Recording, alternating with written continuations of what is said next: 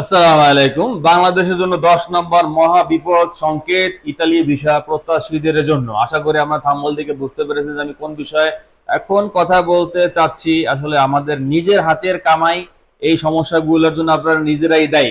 তো যারা ইউরোপে আছে এবং ইতালিতে আছে তাদের জন্য কোনো সমস্যা নাই। সমস্যা হলো যে বাংলাদেশের বেকারত্ব, যারা ইউরোপের পিছনে তাদের স্বপ্ন, শ্রম, রাতভর দিন রাত কষ্ট করে এবং সারা রাত স্বপ্ন দেখে তারা ইউরোপে যাচ্ছে, সব টাকা পয়সা এবং জমি জমা বেচে তারা টাকা জমা দিচ্ছে, তাদের স্বপ্ন স্লান হতে যাচ্ছে। হয়তোবা জর্জিয়া মেলোনি সরকার এরকমই একটা ইঙ্গিত করেছেন যে বাংলাদেশি ভিসা নিয়ে প্রতারণা হচ্ছে, প্রচুর পরিমাণ ফেক মূল্যস্থান দিয়ে মানুষের কাছে টাকা হাতিয়ে নিচ্ছে এবং ভিসার নাম করে একটা ভিসার জন্য 17 লাখ 18 লাখ করে টাকা নিচ্ছে।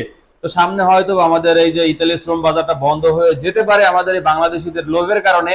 একজনের লোভের কারণে লক্ষ লক্ষ মানুষের স্বপ্ন আসলে ধ্বংস হয়ে যাওয়ার পথে এখন বসেছে। অনেক মানুষই জানে না যে তারা কত বড় দেশের ক্ষতি করতেছে। তারা তো নিজেরা চলে গিয়েছে, অন্য মানুষের চিন্তা করে না যে অন্য মানুষটা কি হবে। সে নিজের পকেট ভরতেছে এবং 2 নম্বরে করে একটা 1-2 লাখ 3 লাখ টাকার ভিসা 10 লাখ 15 লাখ 20 লাখ টাকা পর্যন্ত নিচ্ছে তারা ইতালি ভিসার জন্য।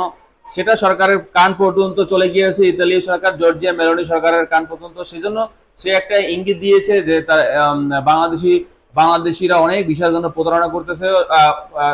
ফেক নুলস্তা তো দিচ্ছেই, তারপরে অরিজিনাল নুলস্তা দিয়েও 18-20 লাখ টাকা হাতিয়ে নিচ্ছে বাংলাদেশের কাছ থেকে। সেটা সম্পূর্ণ অবৈধ, যেটা সরকারের চোখে পড়েছে এবং হয়তো এই জন্য বাংলাদেশ সামনে ব্ল্যাক লিস্টে পড়তে পারে। 90% সম্ভাবনা রয়েছে। যদি না পড়ে আলহামদুলিল্লাহ ভালো। যদি আমাদের সরকার এবং ইতালিয়ান জর্জিয়া মেলোনি সরকার যদি তারা বসে বা কথা বলে যদি এই সমস্যার সমাধানটা করতে পারে তো আলহামদুলিল্লাহ ভালো। আর যদি না করতে পারে বা কোনো ধরনের কোনো সমস্যা হয়, লক্ষ লক্ষ মানুষের কোটি কোটি টাকা মাইর খাবে এবং সমস্যা হবে। আপনারা যারা বর্তমানে নুলস্তার জন্য আবেদন করেছেন এবং চিন্তা করেছেন যে সামনে আবেদন করবেন, অবশ্যই একটি টাকাও কারো হাতে এখন পর্যন্ত দিবেন না এবং সামনের পরিস্থিতিগুলো অবজারভেশন এবং পর্যবেক্ষণ করে পর্যবেক্ষণে রাখবেন যে আসলে কি সামনে কি হতে যাচ্ছে। বাংলাদেশি যারা বিদেশগামী এবং ইতালিগামী যাদের শ্রমিক যেগুলো আছে যেতে যাচ্ছে, তাদের কপালে কি হতে যাচ্ছে সামনের পরিস্থিতি পর্যবেক্ষণ করে রাখবেন। যদি মনে করেন যে না, জর্জিয়া মেলোনি সরকারের দয়া হয়েছে, সে হয়তোবা এই ব্ল্যাক লিস্ট বাংলাদেশ ব্ল্যাক লিস্টে দিচ্ছে না, ব্ল্যাক লিস্ট করতেছে না, সেক্ষেত্রে আপনি দিতে পারেন টাকা পয়সা, সমস্যা নেই। যদি সামনে দেখেন যে না বাংলাদেশ ব্ল্যাক লিস্টে পড়ে গিয়েছে, তাহলে তো ভিসা সামনে নতুন কোনো আবেদনের তো প্রশ্নই আসে না। বাংলাদেশ এতগুলো দেশের মধ্যে বাংলাদেশটাই শুধু এত সমস্যার মধ্যে পড়তে যাচ্ছে। তো আপনারা অবশ্যই সতর্ক থাকবেন এবং টাকা পয়সা, নিজের মূল্যবান টাকা পয়সা অবশ্যই রাখবেন। আমার চ্যানেলের দিকে চোখ রাখবেন। আমি যদি কোনো অথেন্টিক এবং গরম কোনো খবর পাই এবং অবশ্যই আপনাদেরকে ভিডিওর মাধ্যমে জানিয়ে দেওয়ার চেষ্টা করব। অবশ্যই আমার এই ভিডিওটাও শেয়ার করে দেবেন যেন অনেকেই সতর্ক হতে পারে, তাদের মূল্যবান টাকা পয়সা নষ্ট না হতে পারে।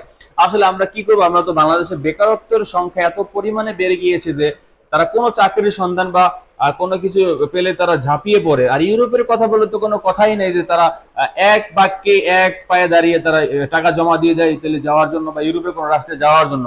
তো এখন জানি না সামনে ইতালির বাংলাদেশি শ্রমিকদের ভাগ্যে কি রয়েছে, সেটা একমাত্রই উপর আল্লাহ জানে। এবং জর্জিয়া মেলোনি সরকার যদি কোনো ডিসিশন যদি নেয়, তাহলে হয়তো ভালো ডিসিশন নিলে হয়তো বাংলাদেশি যারা লোক আছে তারা যেতে পারবে এবং খারাপ ডিসিশন নিলে তো ওখানে আর যেতে পারবে না।